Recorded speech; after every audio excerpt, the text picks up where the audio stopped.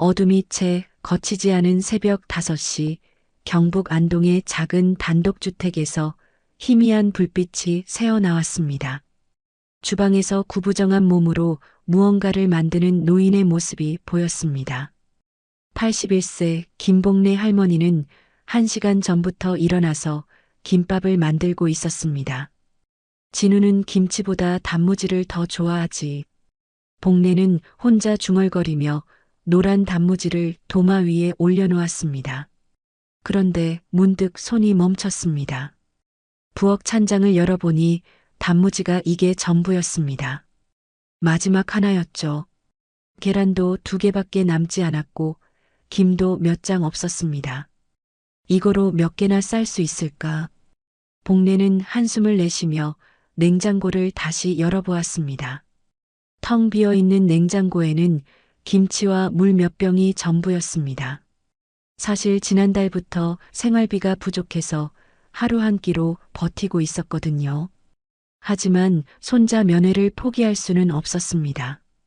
그때 갑자기 현관문 밖에서 큰 소리가 났습니다. 쾅, 쾅. 누군가 문을 세게 두드리고 있었습니다. 김복래 씨, 계세요? 전기요금 고지서 받으셨죠? 복래의 얼굴이 일순간 굳어졌습니다. 전기요금을 내지 못해서 이미 독촉장을 여러 번 받았거든요.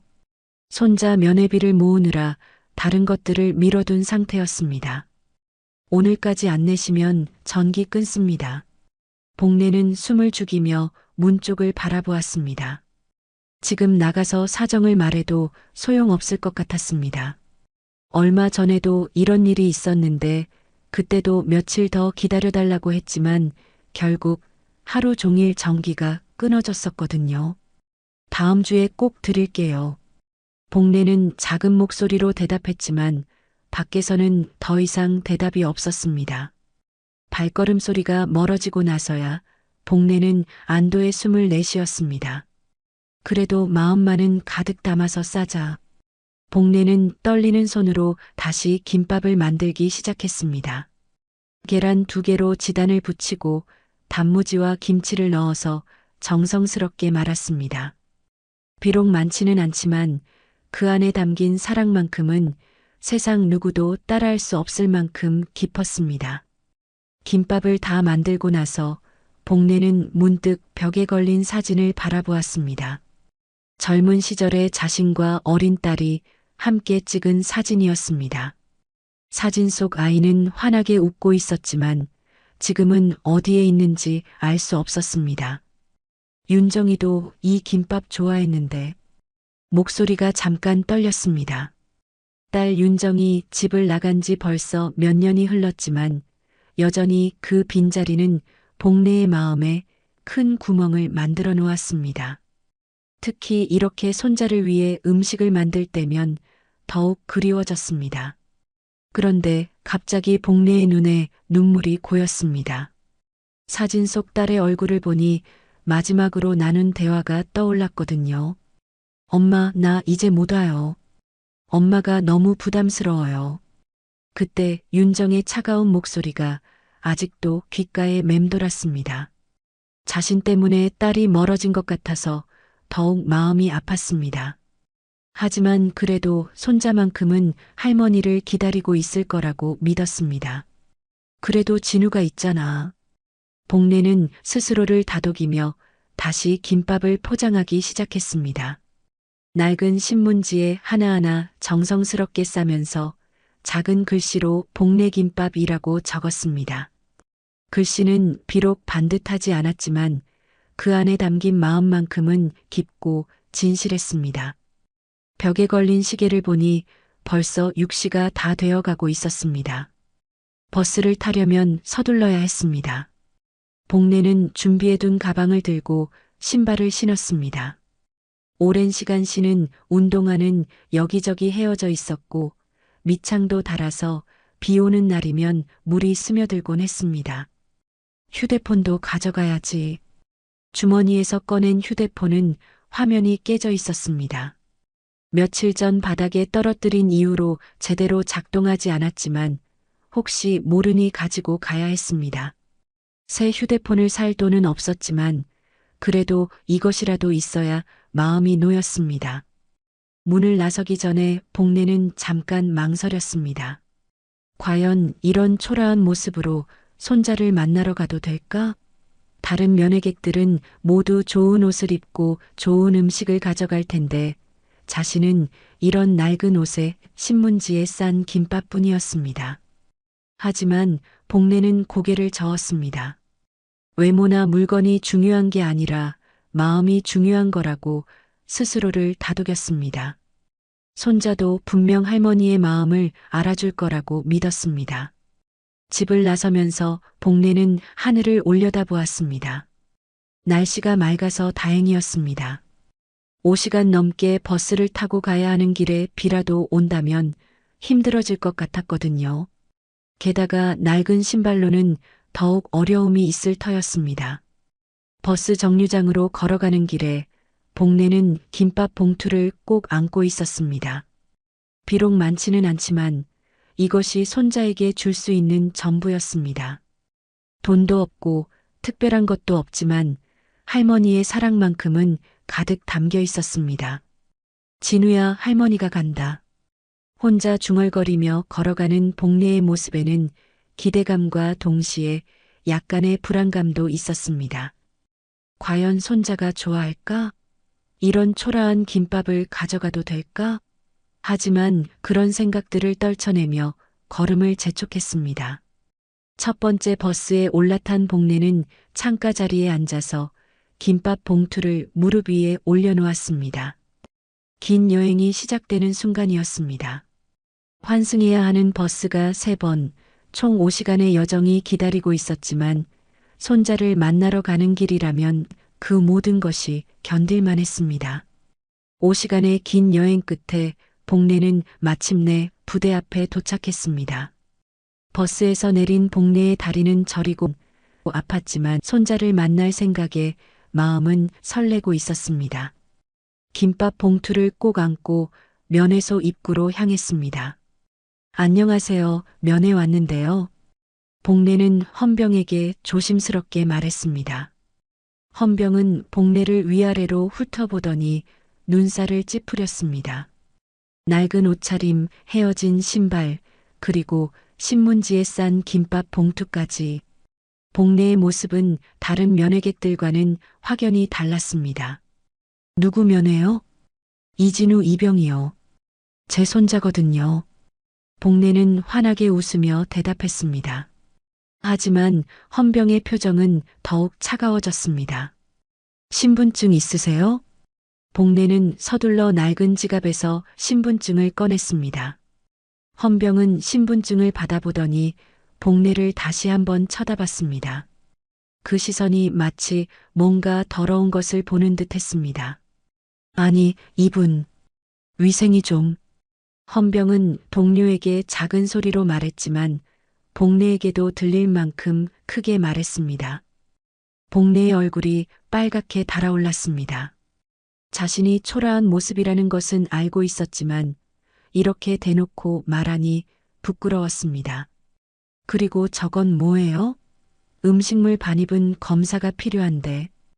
헌병이 복례의 김밥 봉투를 가리키며 말했습니다. 복례는 당황하며 봉투를 내밀었습니다. 김밥이에요. 손자가 좋아해서 직접 만들어 왔어요. 헌병은 신문지를 펼쳐보더니 코를 찡그렸습니다. 김밥은 5시간의 여행 동안 조금 눌리고 모양이 흐트러져 있었습니다. 신문지도 오래된 것이라 냄새가 날 수 있었죠. 이게 뭐예요? 위생 상태가. 그때 다른 헌병이 다가왔습니다. 상병 하상민이었습니다. 하상민은 복례를 보더니 비웃는 듯한 표정을 지었습니다. 야, 이거 뭐야? 거지가 여기까지 와서 뭐 하는 거야? 복례는 가슴이 철렁 내려앉았습니다. 거지라니요. 비록 가난하지만 자신은 엄연한 시민이고 손자의 할머니였습니다. 저는 거지가 아니에요. 손자 면회 왔어요. 복례는 떨리는 목소리로 말했습니다. 하지만 하상민은 오히려 더 큰 소리로 웃었습니다. 아, 이진우 그놈의 할머니구나. 그래, 그놈도 똑같이 거지 같더라. 주변에 있던 다른 면회객들이 하나둘씩 복례를 쳐다보기 시작했습니다. 부끄러운 시선들이 복례를 향해 쏟아졌습니다. 복례는 얼굴이 화끈거리며 땅에라도 숨고 싶었습니다. 그리고 이건 뭐야? 이딴 거지 김밥 누가 먹냐고. 하상민은 복례의 김밥 봉투를 빼앗더니 바닥에 던져버렸습니다. 쾅! 소리와 함께 김밥들이 바닥에 흩어졌습니다. 복례가 새벽부터 정성스럽게 만든 김밥들이 더러운 바닥에 굴러다녔습니다. 아! 복례는 비명을 지르며 무릎을 꿇고 김밥을 주우려 했습니다. 하지만 하상민은 발로 김밥을 찼습니다. 이딴 거지 김밥 누가 먹냐고. 우리 부대에 이런 더러운 거 가져오지 마. 하상민이 김밥을 발로 찬 후 다른 병사들도 웃으며 가세했습니다. 야, 이거 봐라. 신문지에 싼 김밥이네. 요즘 누가 이런 걸로 싸냐? 냄새도 지독하고. 이거 상한 거 아니야? 한 병사가 코를 막으며 과장되게 말했습니다. 복례는 얼굴이 새빨갛게 달아올랐습니다. 아니에요. 새벽에 막 만든 거예요. 하지만 하상민은 더욱 악랄하게 굴었습니다. 야, 이진우. 내 할매 이 꼴 보라고. 부대 앞에서 쪽팔리게 만들어 놓고. 그러더니 갑자기 복례의 가방을 뺏어서 바닥에 쏟아버렸습니다. 깨진 휴대폰, 낡은 지갑, 그리고 몇 장 안 되는 돈이 바닥에 흩어졌습니다. 이것 봐라. 돈도 이것밖에 없네. 진짜 거지구나. 복례는 울음을 참으며 물건들을 주우려 했지만 하상민은 발로 밀어버렸습니다. 이런 거지가 우리 부대에 와서 분위기 잡치네. 빨리 꺼져. 그때 다른 면회객들이 수군거리기 시작했습니다. 저런 사람도 면회를 오네. 아이고, 저런 할머니를 둔 저 군인이 불쌍하다. 진우는 귀가 따갑고 얼굴이 화끈거렸습니다. 하지만 상급자들 앞에서 아무 말도 할 수 없었습니다. 하상민은 마지막으로 복례에게 다가가서 낮은 목소리로 협박했습니다. 할매, 다시는 여기 오지 마. 안 그러면 내 손자가 부대에서 더 고생한다. 복례는 온몸이 떨렸지만 손자를 위해 꾹 참았습니다. 김밥이 발에 차여 더욱 엉망이 되었습니다. 복례의 마음도 그 김밥처럼 산산조각 났습니다. 새벽부터 마지막 재료로 정성스럽게 만든 김밥이 손자에 대한 사랑이 이렇게 짓밟히고 있었습니다. 제발, 그러지 마세요. 복례는 눈물을 글썽이며 말했습니다. 하지만 하상민은 들은 척도 하지 않았습니다. 면회 안 됩니다. 이런 지저분한 사람은 들어올 수 없어요. 다른 헌병도 고개를 끄덕였습니다. 복례는 절망적인 표정으로 바라봤습니다. 저는 정말 손자 할머니예요. 멀리서 왔어요. 증명할 수 있어요? 신분증만으로는 안 되고 가족관계 증명서라도 있어야죠. 복례는 당황했습니다. 그런 서류가 필요한지 몰랐거든요. 집에 있긴 하지만 지금 여기서는 어떻게 할 수 없었습니다. 그런 거 없으면 면회 안 됩니다. 그리고 이런 상태로는 어차피 안 돼요. 하상민이 비웃으며 말했습니다. 그 순간 면회소 안쪽에서 누군가 나왔습니다. 이진우 이병이었습니다. 진우는 할머니가 온다는 소식을 듣고 기다리고 있었던 것입니다. 할머니. 진우는 반가운 마음에 달려왔지만 바닥에 흩어진 김밥과 무릎 꿇고 있는 할머니를 보고 얼어붙었습니다. 할머니, 왜 이러세요? 진우야. 복례는 눈물을 흘리며 손자를 바라봤습니다. 하지만 하상민이 진우의 어깨를 잡았습니다. 야, 이진우. 내 할머니 맞아? 이런 거지 할매가? 진우는 부끄러웠지만 할머니를 부정할 수는 없었습니다. 네, 맞습니다. 그럼 너도 똑같은 거지 새끼네. 이런 할매가 만든 더러운 김밥이나 먹고 자란. 하상민은 크게 웃었고 주변 사람들도 따라 웃었습니다. 진우의 얼굴이 빨갛게 달아올랐습니다. 할머니, 일어나세요. 진우는 할머니를 부축해서 일으켰습니다. 복내는 여전히 김밥 조각들을 주우려 했지만 이미 너무 더러워져서 어쩔 수 없었습니다. 죄송해요, 할머니. 정말 죄송해요. 진우는 할머니에게 작은 목소리로 사과했습니다. 하지만 복내는 고개를 저었습니다. 괜찮다, 진우야.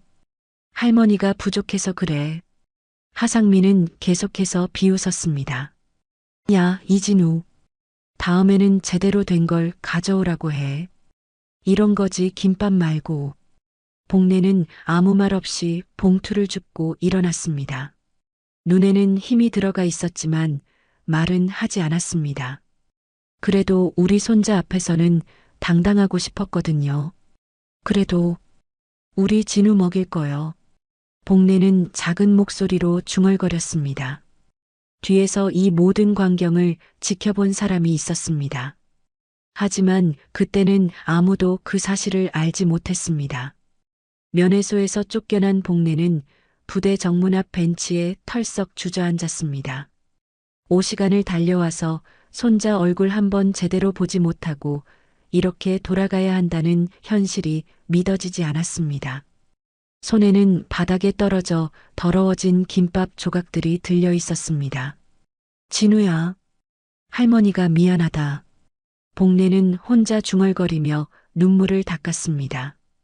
손자가 자신 때문에 부대에서 놀림받을 생각을 하니 더욱 마음이 아팠습니다. 어쩌면 자신이 오지 않는 것이 손자를 위한 일일지도 모른다는 생각이 들었습니다. 한편 부대 안에서는 복내가 떠난 후에도 괴롭힘이 계속되고 있었습니다. 하상민은 진우를 생활관으로 끌고 가서는 더욱 심하게 굴었습니다. 야, 이진우. 내 할매 진짜 웃기더라. 상병님 죄송합니다. 진우는 고개를 숙이며 사과했지만 하상민은 들은 척도 하지 않았습니다. 아니, 요즘 누가 신문지에 김밥을 싸냐? 그것도 냄새나는 김밥을. 다른 선임들도 하나둘씩 가세했습니다. 맞아, 나도 봤는데 진짜 지저분하더라. 이진우, 너 집안이 원래 그렇게 가난하냐? 진우는 아무 대답도 할 수 없었습니다. 할머니를 욕하는 것 같아서 변명하기도 어려웠고 그렇다고 인정하기에는 너무 부끄러웠습니다. 그러고 보니 너 용돈도 맨날 없다고 하더라. 진짜 거지 집안이구나. 하상민은 비웃으며 말했습니다. 그러더니 갑자기 진우의 머리를 때렸습니다. 야, 대답해. 너 집안이 거지 맞냐? 아, 아닙니다. 진우는 떨리는 목소리로 대답했습니다. 하지만 하상민은 더욱 화를 냈습니다. 거짓말하지 마. 아까 내 할매 보니까 완전 거지였잖아. 너도 내 팔자 알지? 네 뒤에 아무도 없다고. 그 말이 진우의 가슴을 찔렀습니다. 정말로 자신을 도와줄 사람은 아무도 없었습니다. 부모님은 일찍 돌아가셨고 할머니 외에는 가족이 없었거든요. 너 같은 놈은 여기서 개처럼 살아야 해. 알겠냐? 하상민은 진우를 화장실로 끌고 갔습니다. 그리고는 문을 잠그고 진우를 괴롭히기 시작했습니다. 야, 무릎 꿇어. 진우는 어쩔 수 없이 무릎을 꿇었습니다. 차가운 화장실 바닥이 무릎에 닿았습니다. 내 할매가 만든 그 더러운 김밥, 너 정말 먹고 싶었냐? 대답 안 해? 먹고 싶었냐고. 하상민이 소리치자 진우는 고개를 끄덕였습니다. 사실 할머니가 만든 김밥이 그리웠거든요. 부대밥보다 할머니 손맛이 훨씬 좋았으니까요. 그럼 이거나 먹어. 하상민은 변기물을 떠서 진우 앞에 내밀었습니다. 이것도 내 할매 김밥이랑 비슷하잖아. 더럽고 냄새나고. 진우는 고개를 저었습니다. 하지만 하상민은 억지로 진우의 머리를 잡고 물 쪽으로 밀었습니다. 그럼 내 할매가 자랑스럽다고 말해봐. 아까 내가 부끄러워하는 거 다 봤는데? 진우는 가슴이 찢어질 것 같았습니다. 할머니를 부끄러워한 자신이 너무 한심했습니다. 할머니는 자신을 위해 먼 길을 왔는데 자신은 할머니를 지켜주지도 못했습니다. 그때 갑자기 부대 내 방송이 울렸습니다. 부대 전원 연병장 집합, 즉시 집합, 비상 집합이었습니다. 하상민도 당황했습니다. 갑작스러운 집합에 무슨 일인지 알 수 없었거든요. 야, 빨리 나가. 하상민은 진우를 끌고 화장실에서 나왔습니다. 모든 장병들이 연병장으로 뛰어나가고 있었습니다. 연병장에는 이미 간부들이 모여 있었습니다. 그리고 단상 위에는 평소에 잘 보지 못하던 높은 계급의 장성급의 장교가 서 있었습니다. 육군 소장 계급장이 번쩍이고 있었습니다. 장윤정 사단장이었습니다. 장병들은 모두 긴장했습니다. 소장이 직접 나올 만큼 큰 일이 있었나 싶었거든요. 특히 하상민은 불안했습니다. 혹시 아까 면회소에서 일어난 일 때문인가 하는 생각이 들었습니다. 장윤정은 차가운 표정으로 장병들을 둘러보았습니다. 그리고 마이크를 잡고 말하기 시작했습니다. 신병 이진우를 괴롭힌 인원, 자수하지 않으면 이 사단 전체가 뿌리부터 갈아엎겠다. 연병장이 순식간에 조용해졌습니다. 모든 장병들이 숨을 죽였습니다. 장윤정의 목소리에는 분노가 담겨 있었습니다. 하상민은 식은땀을 흘렸습니다. 정말로 자신들의 행동이 문제가 된 것 같았습니다. 하지만 왜 소장이 직접 나서는지는 이해할 수 없었습니다. 며칠 전 복내김밥 봉투를 발로 찬 병사. 누구지? 그 순간 하상민의 얼굴이 창백해졌습니다. 복내김밥이라는 구체적인 언급에 모든 것이 발각된 것 같았습니다. 설마 그 거지 할매가. 하상민은 속으로 중얼거렸습니다. 하지만 도저히 이해할 수 없었습니다. 그 초라한 할머니가 소장과 무슨 관계가 있다는 말인가요? 진우도 놀랐습니다. 자신의 이름이 소장의 입에서 나온다는 것이 믿어지지 않았습니다. 그리고 할머니의 김밥 이야기까지 나오니 더욱 당황스러웠습니다. 장윤정은 계속해서 차가운 목소리로 말했습니다. 지금 당장 나오지 않으면 이 부대의 모든 간부가 문책을 받게 될 것이다. 간부들의 얼굴도 굳어졌습니다. 소장이 이렇게까지 나서는 것을 보니 정말 심각한 일인 것 같았습니다. 하상민은 이제 어떻게 해야 할지 몰랐습니다. 나서자니 무서웠고 나서지 않자니 더 큰 일이 날 것 같았습니다. 그때 장윤정의 눈이 하상민을 향했습니다. 마치 이미 모든 것을 알고 있는 듯한 시선이었습니다. 연병장의 공기는 점점 무거워졌습니다. 무언가 큰 일이 벌어질 것 같은 예감이 모든 사람들을 감쌌습니다. 연병장의 긴장감이 극에 달했습니다. 장윤정 소장의 차가운 시선이 장병들을 훑어보고 있었고 모든 사람들이 숨을 죽이고 있었습니다. 특히 하상민은 등에 식은땀이 흘러내리는 것을 느꼈습니다. 마지막으로 한 번 더 묻겠다. 복내김밥 봉투를 발로 찬 병사, 지금 당장 나와. 장윤정의 목소리에는 참을 수 없는 분노가 담겨 있었습니다. 하지만 여전히 아무도 나서지 않았습니다. 하상민은 고개를 숙인 채 버티고 있었습니다. 그때 장윤정이 참모에게 뭔가 지시했습니다. 곧 몇 명의 헌병들이 연병장으로 들어왔습니다. 그들의 손에는 면회소 CCTV 화면이 담긴 태블릿이 들려 있었습니다. CCTV를 확인했다. 장윤정의 말에 하상민의 얼굴이 새하얗게 변했습니다. 모든 것이 녹화되어 있었던 것입니다. 복내를 모욕하고 김밥을 발로 찬 모습, 진우를 괴롭힌 모습까지 말이죠. 상병 하상민, 앞으로 나와. 드디어 이름이 호명되었습니다. 하상민은 다리가 후들거렸지만 어쩔 수 없이 앞으로 나섰습니다.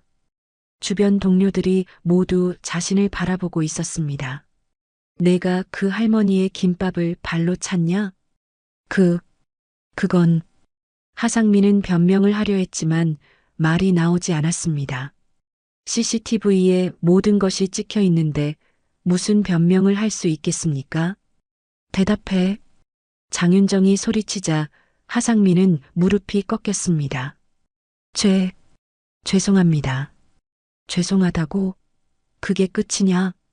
장윤정은 태블릿을 들고 하상민에게 다가갔습니다. 화면에는 복례가 바닥에 무릎 꿇고 김밥을 줍는 모습이 나오고 있었습니다. 81세 할머니가 새벽부터 손자를 위해 만든 김밥을 내가 이렇게 짓밟았다.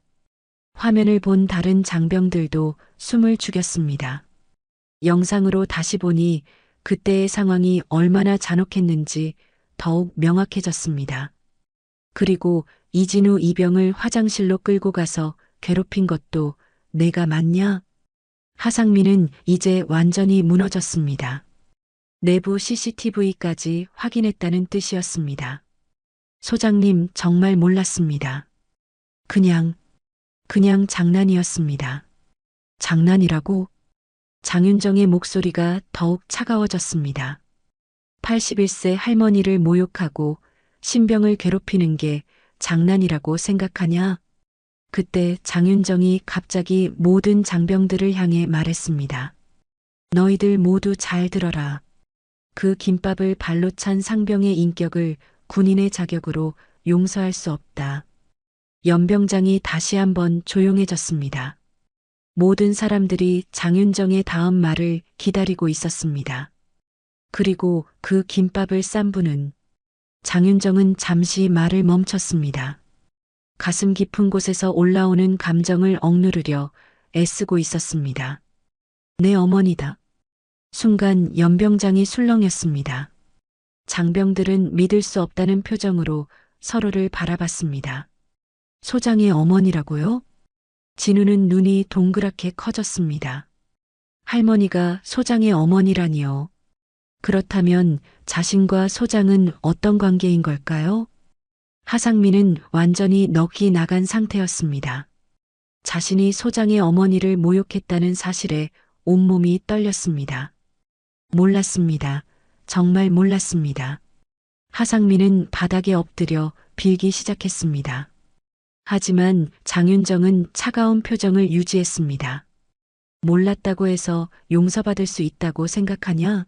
내가 그 할머니의 신분을 알았다면 다르게 행동했을 거라는 말이냐?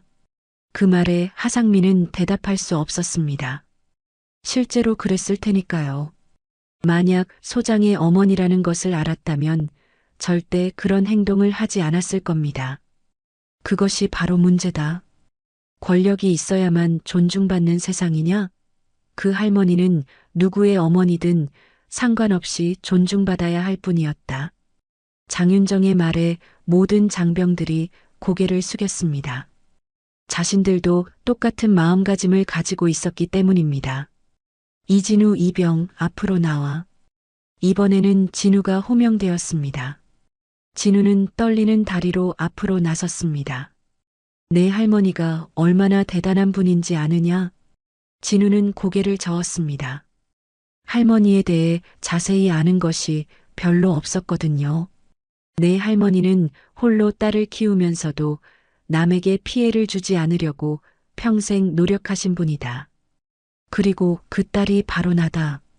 진우는 깜짝 놀랐습니다. 그렇다면 장윤정 소장이 자신의 고모라는 뜻인가요? 하지만 왜 할머니와 연락이 끊어져 있는 건지 이해할 수 없었습니다. 앞으로 내가 이 부대에서 받을 일체의 괴롭힘에 대해서는 내가 직접 책임지겠다. 장윤정의 선언에 모든 장병들이 긴장했습니다. 소장이 직접 보호하겠다는 신병이 생긴 것입니다. 하상민, 너는 즉시 영창 조치한다. 그리고 관련된 모든 병사들도 마찬가지다. 하상민과 몇 명의 병사들이 헌병들에게 끌려나갔습니다.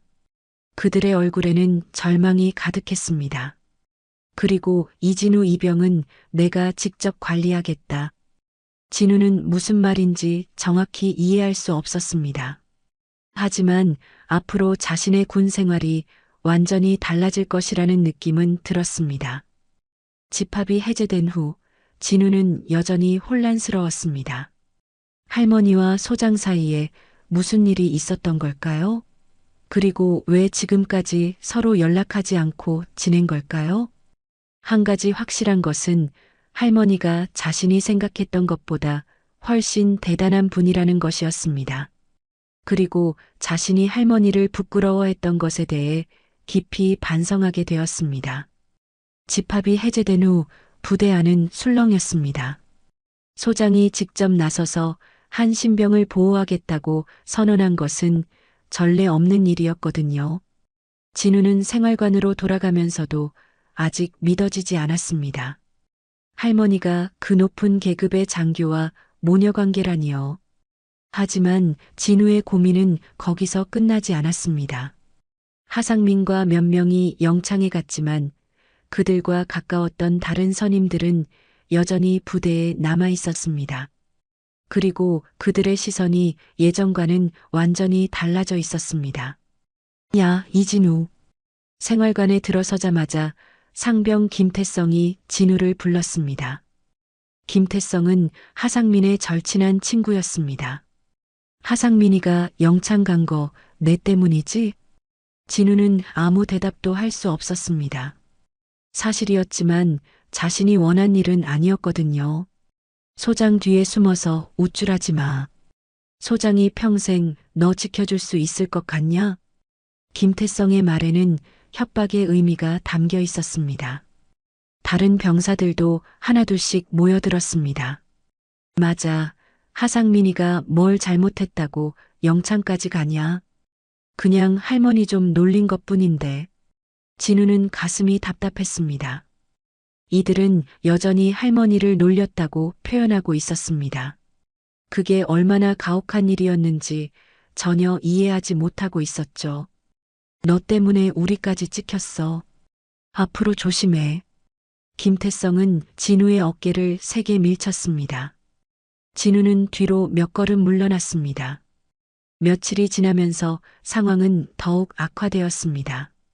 소장의 직접적인 보호를 받는다고 해서 일상적인 괴롭힘까지 막을 수는 없었거든요. 오히려 더욱 교묘하고 은밀한 방식으로 괴롭힘이 이어졌습니다. 식사 시간에는 진우의 밥에 일부러 소금을 뿌려놓거나 반찬을 바닥에 떨어뜨리는 일이 반복되었습니다. 아, 미안. 실수했네. 김태성은 가짜 미안함을 표현했지만 진우는 그게 고의라는 것을 알 수 있었습니다. 너 혹시 소장한테 이런 것까지 일일이 보고할 거야? 진우는 고개를 저었습니다. 이런 사소한 일들을 소장에게 말하기에는 너무 부끄러웠습니다. 훈련 시간에도 마찬가지였습니다. 진우가 조금이라도 실수하면 다른 사람들보다 몇 배 더 심하게 혼났습니다. 야, 이진우. 뭐하냐? 소장 뒤에 숨어서 훈련도 대충 할 거야? 진우는 최선을 다했지만 계속 지적당했습니다. 점점 위축되어 갔고 자신감도 잃어갔습니다. 가장 힘든 것은 화장실에서 일어나는 일들이었습니다. 화장실은 CCTV가 없는 공간이었거든요. 김태성과 그의 친구들은 그 점을 이용해서 진우를 괴롭혔습니다. 야, 이진우. 너 할머니가 소장 엄마라며? 네. 그럼 너는 소장 조카네? 와, 대단하다. 김태성은 비꼬는 듯한 말투로 말했습니다. 근데 왜 할머니는 그렇게 가난하게 살고 있냐? 딸이 소장인데. 진우는 대답할 수 없었습니다. 그것도 궁금한 부분이었거든요. 왜 할머니와 고모는 연락하지 않고 지내는 걸까요? 아, 혹시 버림받은 거야? 딸한테?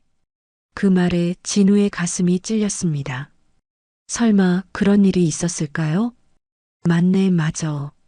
그러니까 할머니가 그렇게 초라하게 살고 있는 거구나. 야, 그럼 너도 마찬가지 아니야? 소장이 조카인 줄 알면서도 지금까지 연락 안 했잖아. 진우는 아무 말도 할 수 없었습니다. 사실 그들의 말이 맞을 수도 있다는 생각이 들었거든요. 너도 버려진 거야. 소장도 사실은 너 같은 조카 싫어할걸? 김태성은 진우의 약한 부분을 정확히 찔렀습니다. 진우는 점점 더 우울해졌습니다. 그날 밤 진우는 화장실에서 혼자 울었습니다. 할머니에 대한 그리움과 미안함, 그리고 자신의 처지에 대한 절망감이 한꺼번에 몰려왔습니다. 할머니, 나 너무 아파요. 진우는 작은 목소리로 중얼거렸습니다. 할머니가 자신을 위해 새벽부터 김밥을 만들어 주신 마음을 생각하니 더욱 눈물이 났습니다. 제가 할머니를 지키지 못해서 죄송해요. 진우는 할머니께 사과했습니다. 그때 면회소에서 할머니가 모욕당할 때 아무것도 하지 못한 자신이 너무 한심했습니다.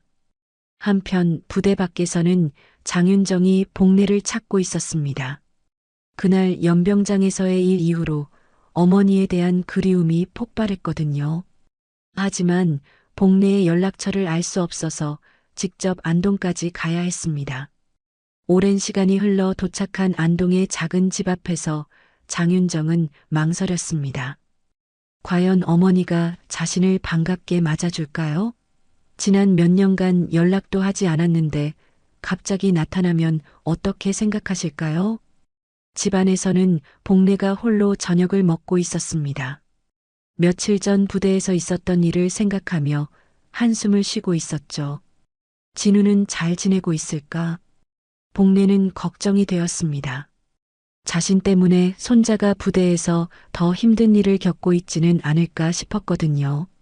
그때 현관문을 두드리는 소리가 났습니다. 복례는 누구일까 궁금해하며 문을 열었습니다. 어머니, 문 앞에 서 있는 사람은 다름 아닌 장윤정이었습니다. 군복을 입은 채로 서 있는 딸의 모습을 본 복례는 깜짝 놀랐습니다. 윤정이? 네, 엄마. 두 사람은 한동안 말없이 서로를 바라봤습니다.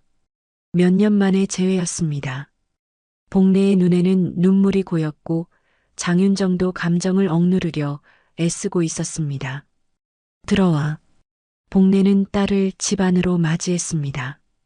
오랜 시간 기다려온 순간이었습니다.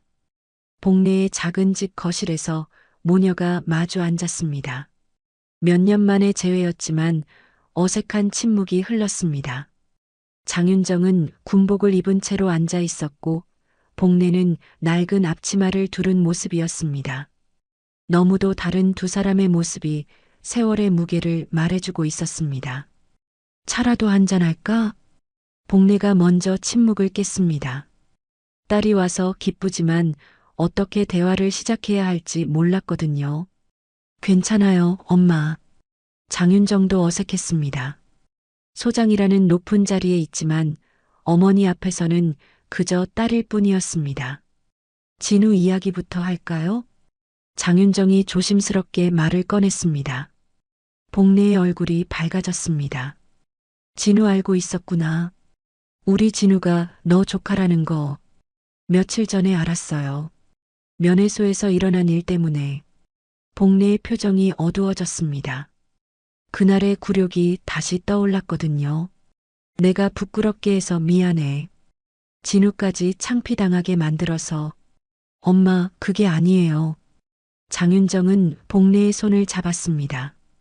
어머니의 손은 세월의 무게로 거칠어져 있었습니다. 엄마가 잘못한 게 아니에요. 그 병사들이 잘못한 거죠. 하지만 나 때문에 진우가 부대에서 힘들어하고 있을 텐데. 복례는 손자 걱정부터 했습니다. 자신의 일보다 가족을 먼저 생각하는 것이 복례의 성격이었습니다. 장윤정은 그런 어머니를 보며 마음이 아팠습니다. 여전히 남을 먼저 생각하고 자신을 탓하는 모습이 예전과 똑같았거든요. 엄마, 그때 김밥 봉투 좀 보여주실 수 있어요? 김밥 봉투? 복례는 궁금해했지만 부엌에서 똑같은 신문지 봉투를 가져왔습니다. 그 위에는 여전히 복내김밥이라고 쓰여 있었습니다. 장윤정은 봉투를 받아들고 자세히 살펴봤습니다.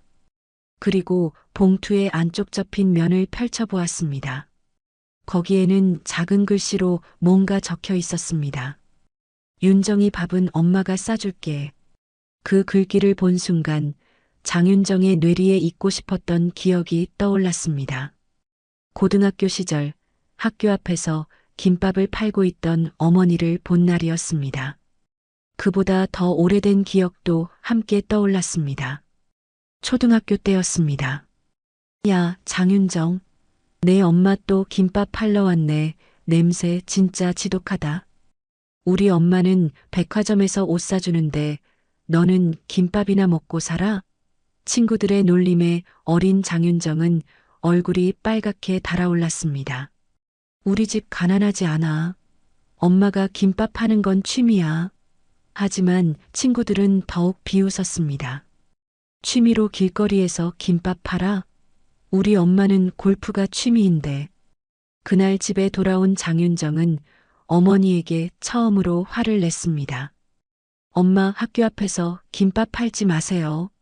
친구들이 놀려요. 윤정아. 복내는 딸을 보자 반가워하며 손을 흔들었습니다. 하지만 장윤정은 친구들 앞에서 부끄러웠습니다. 엄마가 저기서 뭐해요? 집에 돌아온 장윤정은 어머니에게 화를 냈습니다. 친구들이 다 봤어요. 엄마 때문에 창피해 죽겠어요.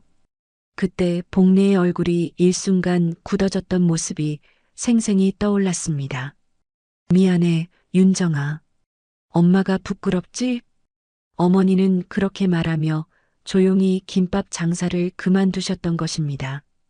엄마, 제가 그때 얼마나 나쁜 말을 했는지. 장윤정은 눈물을 흘리며 어머니에게 사과합니다. 그때 제가 엄마 때문에 창피하다고 말한 거 평생 후회하고 있어요. 장윤정의 목소리가 떨렸습니다. 그동안 어머니를 원망했던 자신이 부끄러워졌습니다. 엄마, 저는 왜 연락하지 않으셨어요? 제가 소장이 되었다는 것도 아시면서. 복내는 한숨을 쉬었습니다. 너한테 짐이 되고 싶지 않아서. 너는 훌륭하게 자랐는데 가난한 엄마 때문에 피해보면 안 되잖아. 그게 무슨 말이에요? 엄마가 저에게 짐이라니. 윤정아, 너도 알잖아. 내가 얼마나 부족한 엄마였는지. 복내의 목소리에 깊은 슬픔이 담겨 있었습니다. 아버지 없이 너를 키우면서 제대로 해준 것도 없고 늘 가난하게만 살았잖아. 장윤정은 어머니의 말을 들으며 과거를 떠올렸습니다. 어릴 때부터 어머니는 혼자서 자신을 키우느라 얼마나 고생했는지를 말이죠. 그때 생각나? 비 오는 날 엄마가 내 손을 잡고 말했던 거. 복내가 말했습니다. 장윤정도 그 기억이 났습니다. 윤정아, 밥은 꼭 먹어야 해. 두 사람이 동시에 같은 말을 했습니다. 어릴 적 비 오는 날 둘이 함께 걸으며 어머니가 해주었던 말이었습니다. 엄마는 그때부터 지금까지 계속 내 걱정을 해주셨구나. 장윤정은 김밥 봉투를 꼭 안았습니다. 이 작은 봉투 안에 어머니의 사랑이 가득 담겨 있었습니다. 윤정아, 엄마가 미안해. 너를 제대로 키우지 못해서. 엄마, 그런 말씀하지 마세요. 엄마가 아니었으면 지금의 제가 있을 수 없었어요. 장윤정은 어머니를 꼭 안았습니다. 오랜 시간 쌓였던 오해와 원망이 눈물과 함께 흘러내렸습니다. 엄마, 앞으로는 제가 모시고 살게요. 괜찮다, 윤정아. 엄마는 여기서 사는 게 좋아. 복내는 고개를 저었습니다. 딸의 성공에 누가 되고 싶지 않았거든요. 그럼 자주 찾아뵐게요. 그리고 진우도 자주 면회 갈 수 있게 해드릴게요. 진우 괜찮을까? 나 때문에 부대에서 힘들어하고 있는 건 아닐까? 복내는 여전히 손자 걱정을 했습니다. 엄마, 진우는 제가 직접 챙기고 있어요. 그리고 그 병사들은 이미 처벌받았고요. 장윤정은 어머니를 안심시켰습니다. 하지만 완전히 해결된 건 아니에요. 아직도 은밀하게 괴롭히는 병사들이 있어서 복례의 얼굴이 어두워졌습니다. 못난 할머니 때문에 진우가 고생하는구나. 아니에요, 엄마. 이건 제가 해결할 문제예요. 장윤정은 마음속으로 다짐했습니다. 어머니와 조카를 괴롭히는 모든 것들을 반드시 해결하겠다고 말이죠. 엄마, 내일 제가 진우를 데리고 올게요. 가족이 다 모여서 밥 먹어요. 정말? 복례의 얼굴이 환해졌습니다. 네, 그리고 엄마가 직접 만드신 김밥도 먹고 싶어요. 그럼 내일 새벽부터 일어나서 맛있게 만들어줄게. 복례는 기뻐했습니다. 오랜만에 가족을 위해 음식을 만들 수 있다는 생각에 설렜거든요. 장윤정은 어머니의 그런 모습을 보며 깨달았습니다.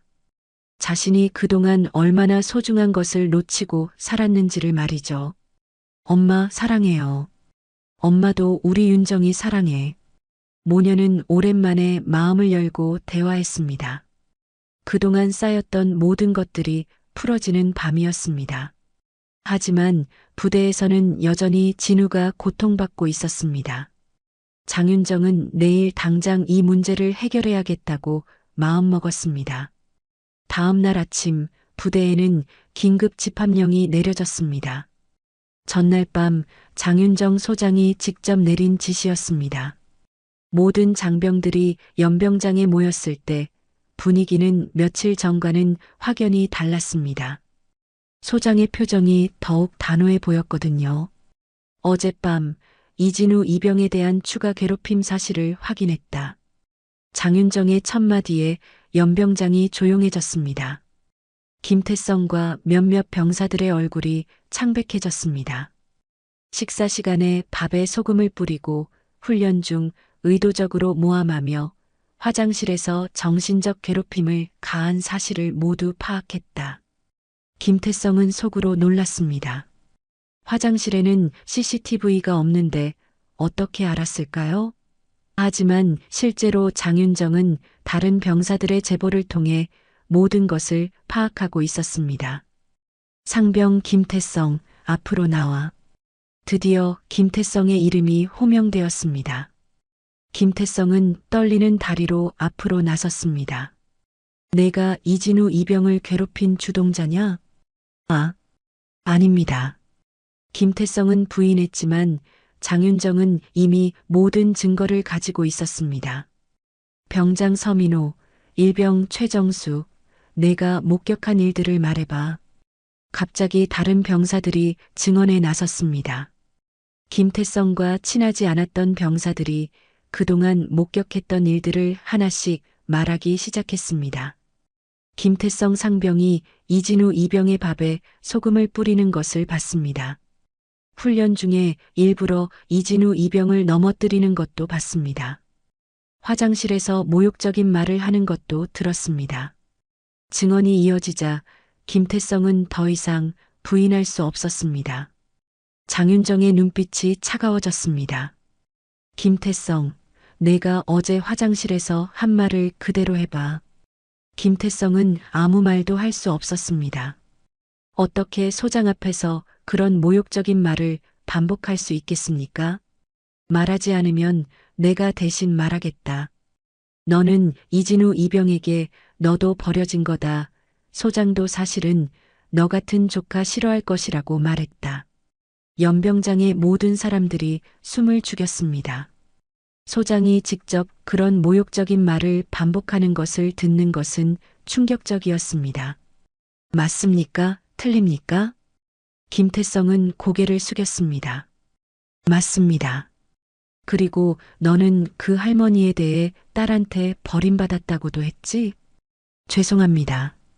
김태성의 목소리는 거의 들리지 않을 정도로 작았습니다.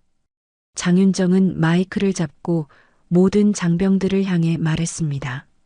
나는 그 김밥을 발로 찬 상병의 인격을 군인의 자격으로 용서할 수 없다고 며칠 전에 말했다. 연병장이 더욱 조용해졌습니다. 하지만 오늘은 그것보다 더 심각한 말을 하겠다. 나는 내 어머니와 조카를 모욕한 모든 행위를 개인적으로도 용서할 수 없다. 장윤정의 목소리에는 억제된 분노가 담겨 있었습니다. 그리고 그 김밥을 싼 분은 내 어머니라고 이미 말했지만 오늘은 더 자세히 이야기하겠다. 모든 사람들이 집중했습니다. 내 어머니 김복래는 홀어머니로 나를 키우시면서 단 한 번도 남에게 손을 벌리지 않으셨다. 새벽 5시부터 일어나서 김밥을 만들어 팔아가며 나를 대학까지 보내주셨다. 장윤정의 목소리가 떨렸습니다. 그 어머니가 81세의 나이에도 손자를 위해 새벽부터 김밥을 만들어서 5시간을 달려오셨다. 그런 어머니를 너희들이 모욕했다. 김태성은 바닥을 보며 서 있었습니다. 그리고 이진우 이병은 그런 할머니의 손자다. 어릴 때부터 할머니 손에 키워진 착한 아이를 너희들이 괴롭혔다. 장윤정은 잠시 말을 멈췄습니다. 감정을 가라앉히려 애쓰고 있었습니다. 김태성, 그리고 관련된 모든 병사들은 즉시 영창 조치한다. 그리고 전속 조치도 검토하겠다. 김태성과 몇 명의 병사들이 헌병들에게 끌려나갔습니다. 이번에는 하상민 때보다 더 많은 인원이었습니다. 그리고 이진우 이병은 지금부터 내가 직접 관리한다. 어떤 방식으로든 이 아이를 괴롭히는 자는 나와 직접 상대하게 될 것이다. 진우는 앞으로 나와서 소장 앞에 섰습니다. 장윤정은 진우를 바라보며 말했습니다. 진우야, 할머니가 내가 걱정된다고 하시더라. 네. 앞으로는 걱정하지 마. 고모가 지켜줄게. 진우의 눈에 눈물이 고였습니다. 고모라는 말을 들으니 정말로 가족이라는 느낌이 들었습니다. 그리고 오늘 할머니가 김밥을 만들어서 기다리고 계신다. 함께 가자. 진우는 깜짝 놀랐습니다. 할머니를 만날 수 있다는 것이 믿어지지 않았습니다. 정말요? 그럼 가족이잖아. 장윤정은 처음으로 웃었습니다. 그동안 차가웠던 표정이 따뜻해졌습니다. 집합이 해제된 후 진우는 장윤정과 함께 부대를 나섰습니다. 꿈 같은 일이었습니다. 며칠 전까지만 해도 괴롭힘 당하던 자신이 이제는 소장과 함께 할머니를 만나러 가는 것이었습니다. 차 안에서 장윤정이 말했습니다. 진우야, 할머니한테 감사하다고 꼭 말씀드려. 네, 고모. 그리고 앞으로는 할머니를 부끄러워하지 마. 할머니는 정말 자랑스러운 분이셔. 진우는 고개를 끄덕였습니다. 이제는 정말로 할머니가 자랑스러웠습니다. 고모, 할머니랑 왜 연락 안 하고 지내셨어요? 장윤정은 잠시 침묵했습니다. 어른들의 복잡한 사정이 있었어. 하지만 이제는 다시 가족이 될 거야. 진우는 기뻤습니다. 이제 정말로 가족이 모두 함께할 수 있게 된 것입니다. 복래의 집으로 향하는 길에서 장윤정은 마음속으로 다짐했습니다. 앞으로는 어머니를 혼자 두지 않겠다고, 그리고 진우도 잘 챙기겠다고 말이죠. 복래의 집 앞에 군용차가 섰습니다. 장윤정과 진우가 함께 내렸을 때 복래는 마당에서 두 사람을 기다리고 있었습니다. 새벽부터 일어나서 정성스럽게 김밥을 만들고 집안을 정리하며 가족을 맞을 준비를 했던 것입니다. 할머니. 진우는 달려가서 할머니를 꼭 안았습니다. 며칠 전 면회소에서의 일로 할머니에게 미안한 마음이 컸거든요. 복래도 손자를 꼭 안으며 눈물을 흘렸습니다. 진우야, 괜찮지? 부대에서 힘든 일 없었지? 이제 괜찮아요, 할머니. 고모가 다 해결해 주셨어요. 진우는 할머니를 안심시켰습니다. 복래는 딸을 바라보며 고마운 마음을 전했습니다. 윤정아, 고마워. 진우를 지켜줘서. 당연한 일이에요, 엄마. 우리 가족이잖아요. 장윤정은 어머니의 손을 잡았습니다. 어젯밤 나눈 대화 이후로 두 사람 사이의 벽은 완전히 사라져 있었습니다. 들어가자. 김밥 다 식겠다. 복내는 두 사람을 집 안으로 안내했습니다. 거실 상 위에는 정성스럽게 만든 김밥들이 놓여 있었습니다. 이번에는 신문지가 아닌 깨끗한 접시에 예쁘게 담겨 있었습니다. 와, 할머니가 만든 김밥이다. 진우는 신이 났습니다. 부대에서 몇 번 꿈에서도 할머니 김밥을 먹는 꿈을 꿨거든요. 윤정이도 오랜만이지? 엄마 김밥. 복내는 딸에게 김밥을 권했습니다. 장윤정은 한 조각을 입에 넣고 천천히 씹었습니다. 어릴 적 기억이 떠올랐습니다. 학교 도시락으로 싸주던 그 맛 그대로였습니다. 맛있어요, 엄마. 여전하네요. 장윤정의 눈에 눈물이 고였습니다. 이 김밥 맛에는 어머니의 사랑이 그대로 담겨 있었습니다. 할머니, 이게 세상에서 제일 맛있어요. 진우도 연신 김밥을 먹으며 말했습니다. 복내는 그런 가족들을 보며 행복했습니다. 식사를 하면서 세 사람은 많은 이야기를 나눴습니다. 그동안 하지 못했던 이야기들, 서로에 대한 걱정과 사랑을 확인하는 시간이었습니다. 엄마, 이제 정말 자주 올게요. 장윤정이 말했습니다. 그리고 진우 면회도 제가 직접 데리고 올게요. 더 이상 혼자 오시지 마세요. 복내는 고개를 저었습니다. 괜찮다, 윤정아. 엄마가 스스로 갈 수 있어. 아니에요. 이제는 당당하게 함께 가요. 엄마를 숨기고 싶지 않아요. 장윤정의 말에 복내는 깜짝 놀랐습니다. 숨기다니, 그게 무슨 말이야? 엄마, 제가 그동안 바보였어요. 엄마가 부끄럽다고 생각한 적이 있었어요. 장윤정은 솔직하게 고백했습니다. 군에서 성공하려면 가난한 출신을 숨겨야 한다고 생각했어요. 하지만 그게 얼마나 잘못된 생각이었는지 깨달았어요.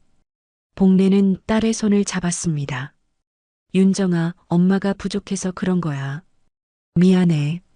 아니에요, 엄마. 엄마는 세상에서 가장 자랑스러운 분이에요. 장윤정은 어머니를 꼭 안았습니다. 이제 모든 사람들에게 자랑하고 다닐 거예요.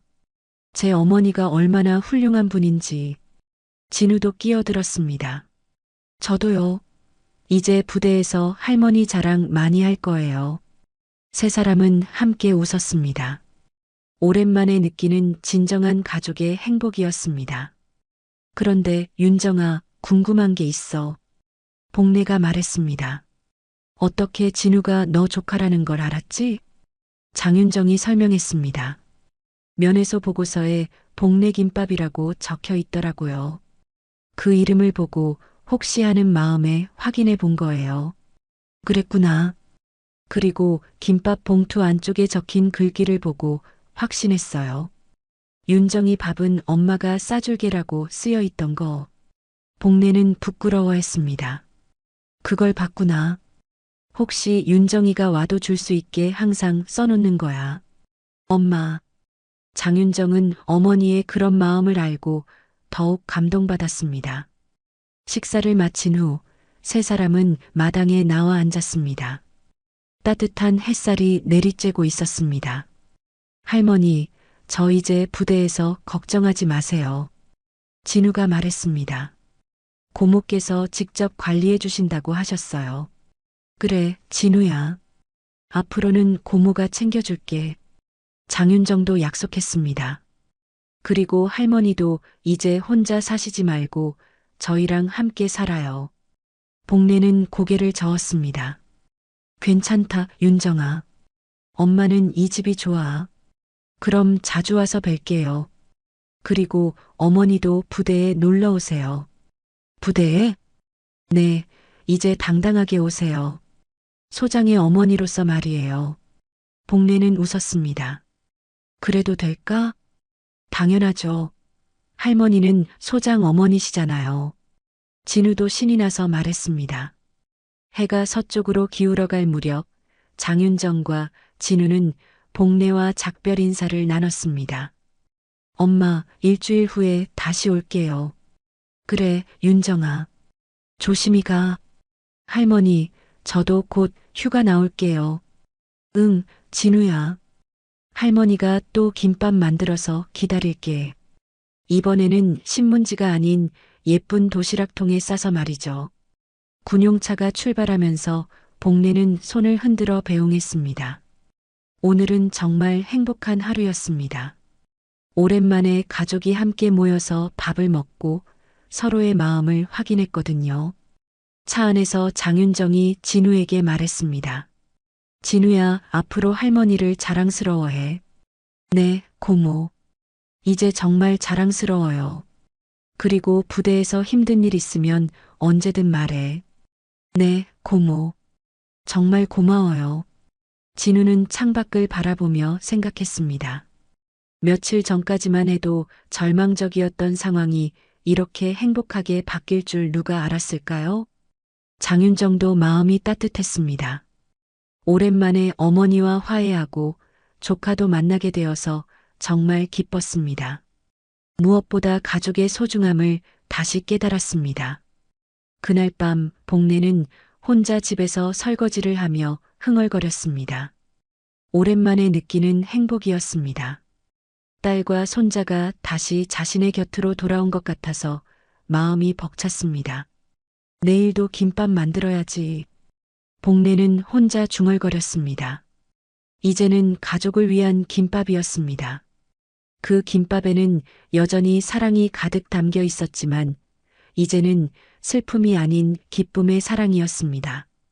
하늘에는 별이 떠올랐습니다. 두 개의 별이 나란히 빛나고 있었습니다. 마치 할머니와 손자, 어머니와 딸처럼 서로를 비춰주는 따뜻한 빛이었습니다.